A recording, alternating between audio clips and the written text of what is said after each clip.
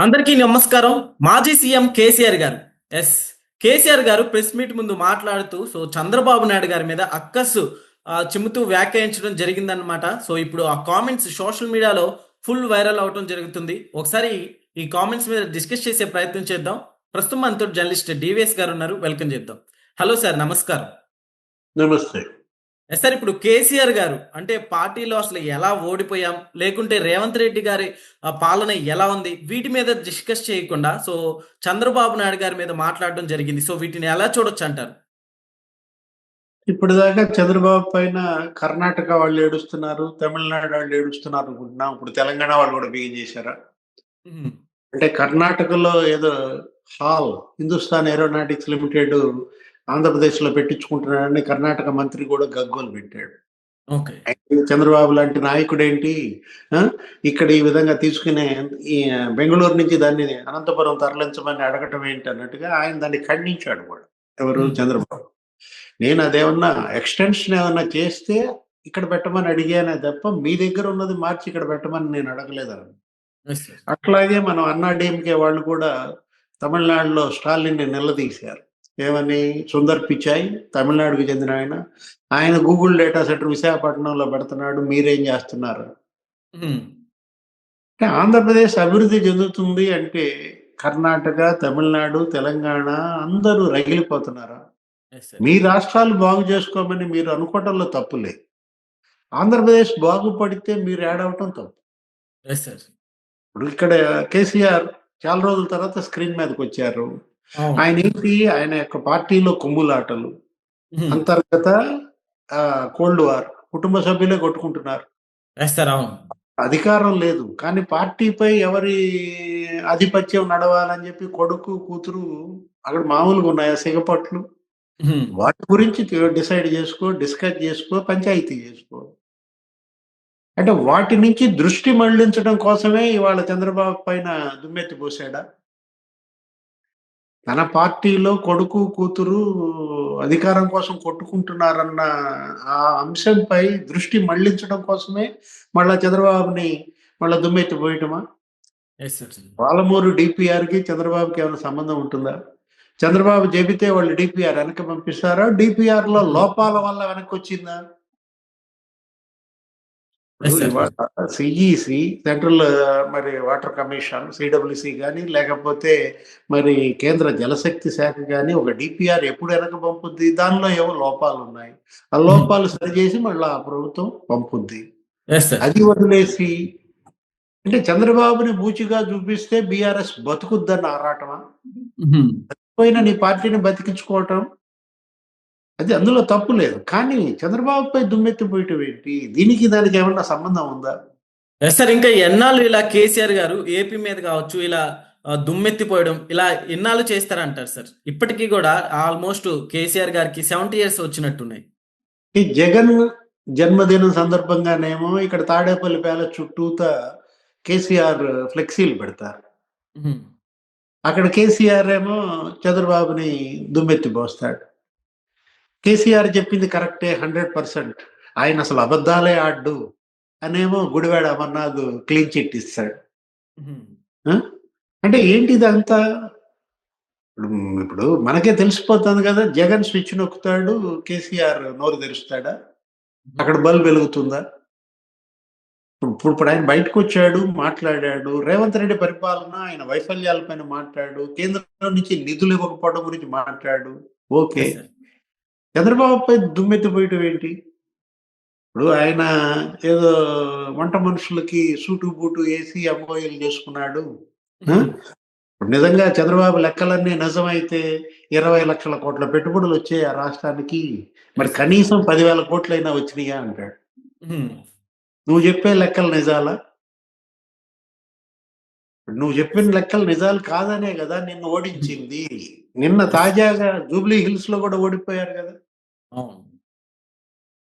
Jubilee హిల్స్‌లో ఎన్నికల ప్రచారం గురించి మాట్లాడితే కనీసం అక్కడన్నా గెలిచేదిగా మీ పార్టీ. అప్పుడెందుకు రాలా మరి ఈయన? ప్రచారం ఎందుకు జేయలా? యెస్ అంటే సార్. ఓడిపోద్దని తెలిసి మళ్ళా నేను ప్రచారం జేస్తే మళ్ళా అది నామోషి అని చేయలేదా? హ్మ్. 10,000 కోట్ల చంద్రబాబు హయాంలో వచ్చింది ఏపీకి పెట్టుబడులు. 20,000 కోట్లు పెట్టుబడి ఒకే ఒక కంపెనీ, కియా కార్ ఇండస్ట్రీ. అదొక్కటే కేసీఆర్‌కి సమాధానం నేను చెప్పేది. ఓకే. నువ్వు 10,000 కోట్లు రాలేదని చెప్తున్నావు. నేను చెప్తున్నా ఒక్క కంపెనీ 20,000 కోట్లు తెచ్చాడు కేసీఆర్. నువ్వెందుకు తేలేకపోయావు? Yes sir. 10 ఏళ్ళు నువ్వు సీఎంగా ఉన్నావు. కియా కార్ ఇండస్ట్రీ మరి హైదరాబాద్‌లో ఎందుకు పెట్టించలేకపోయావు? కియా కార్ ఇండస్ట్రీ ఇవాళ ఆంధ్రప్రదేశ్‌కి రావటం అనేది అదొక కథ అని చెప్పి తమిళనాడు వాళ్ళు బెదిరించారు. మేము భూమి ఎంత ఇవ్వాలో అంత లంచం ఇవ్వమాలని అడిగారు. గుజరాత్‌లో అదే పరిస్థితి, మహారాష్ట్రలో అదే పరిస్థితి. అందుకే కియా మరి చంద్రబాబు క్యాచ్ చేశాడు. ఆయన ప్రోత్సాహకాలు ఎక్కువ ఇస్తానన్నాడు అని ఎవరు చెప్పారు? తమిళ పారిశ్రామికవేత్త Kannan Ramaswamy. Okay. Kia car industry ఇవాళ 15 లక్షల కార్లు ఉత్పత్తి అయ్యాయి. ఏడాదికి 3 లక్షల కార్ల ఉత్పత్తి అది. దేశంలో అతిపెద్ద ఎఫ్‌డిఐ అప్పట్లో. ఏది? కియా కార్ ఇండస్ట్రీ అనేది దేశంలో అతిపెద్ద ఎఫ్‌డిఐ. తెచ్చింది చంద్రబాబు. ఇప్పుడు దేశంలో అతిపెద్ద ఎఫ్‌డిఐ ఏది? Google data centre. 138,000 కోట్లతో ఇవాళ గూగుల్ డేటా సెంటర్ విశాఖపట్నంలో పెడుతున్నామని చెప్పింది ఎవరు? సుందర్ పిచాయ్. Yes sir. ఆయన ఆ విధంగా అతనేంటి దావోస్ వెళ్తున్నాడు, విదేశాల్లో పర్యటిస్తున్నాడు. ఆయన కొడుకు అందొచ్చాడు. ఇవాళ లోకేష్ మరి చంద్రబాబుకి కుడి భుజంగా మారాడు. ఇవాళ పవన్ కళ్యాణ్ చంద్రబాబుకి ఎడమ భుజంగా ఉన్నారు. ఇద్దరు ఇవాళ వాళ్ళు మరి చంద్రబాబు మరి మనం చూసినట్లయితే ఏ విధంగా పెట్టుబడులు వెల్లువెత్తుతున్నాయి ఆంధ్రప్రదేశ్‌కి. Yes sir. అది చూసి రగిలిపోతున్నాడు కేసీఆర్. అంటే ఆంధ్రప్రదేశ్ నాశనం కావడమే ఆయనకి ఇదా?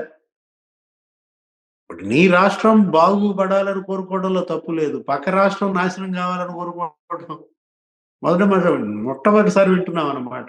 ఇదే చంద్రబాబు ఏం చేశాడు, ఏం తెచ్చాడు నువ్వే పొగిడావుగా. అసెంబ్లీలో ఆ రోజు కాంగ్రెస్ వాళ్ళని ఉద్దేశించి, ఏందయ్యా మీరా ఐటీ తెచ్చింది చంద్రబాబు తెచ్చాడు, ఎస్ సార్. ఇన్ఫర్మేషన్ టెక్నాలజీ తెచ్చిందే చంద్రబాబు అని నువ్వు చెప్పావు, నీ కొడుకు చెప్పాడు. మైక్రోసాఫ్ట్ ఇవాళ హైదరాబాద్ వచ్చిందంటే అది చంద్రబాబు వల్ల, ఐఎస్బి వచ్చిందంటే అది చంద్రబాబు వల్ల అని మీరే చెప్పారే. మళ్ళా ఇప్పుడు చంద్రబాబుని డిమినిష్ చేద్దామనా? Yes sir. 50,000 కోట్ల నుంచి 2.5 లక్షల కోట్లకి ఐటీ ఎక్స్పోర్ట్స్ పెంచాడంటే ఈయన చెప్తాడు. ఓకే. అంటే చంద్రబాబు క్రెడిట్ చోరీయా కేసీఆర్? Yes sir. ఇప్పుడు ఇలాంటి కామెంట్స్ తోటి మళ్ళీ తెలంగాణ సెంటిమెంట్ ని వాడుకుంటున్నారా అంటే ఏమంటారు సార్?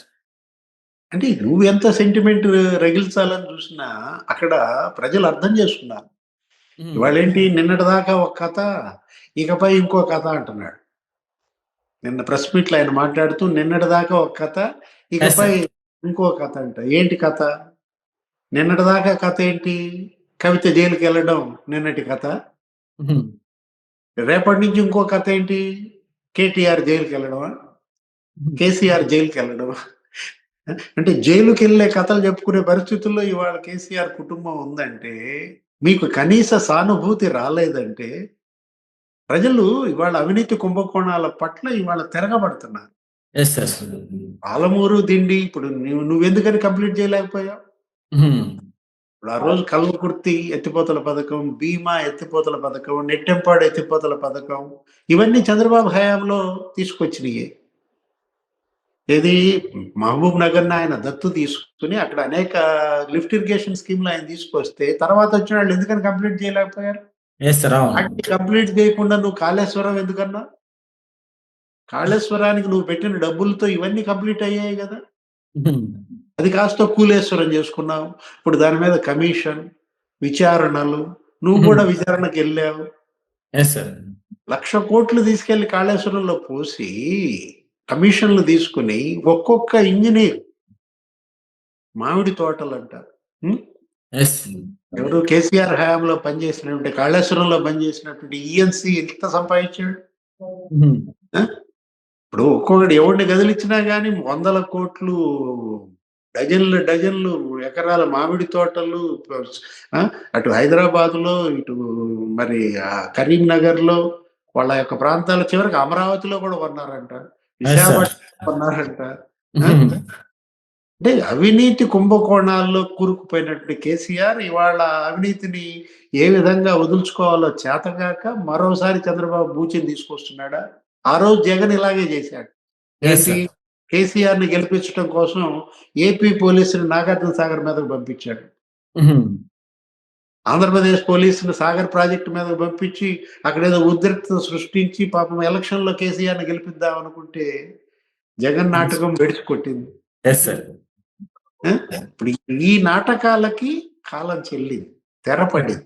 ఇక కేసీఆర్ నాటకం, జగన్ నాటకం చూడటానికి జనం సిద్ధంగా లేరు. Yes sir. Okay. Okay sir. Thank you.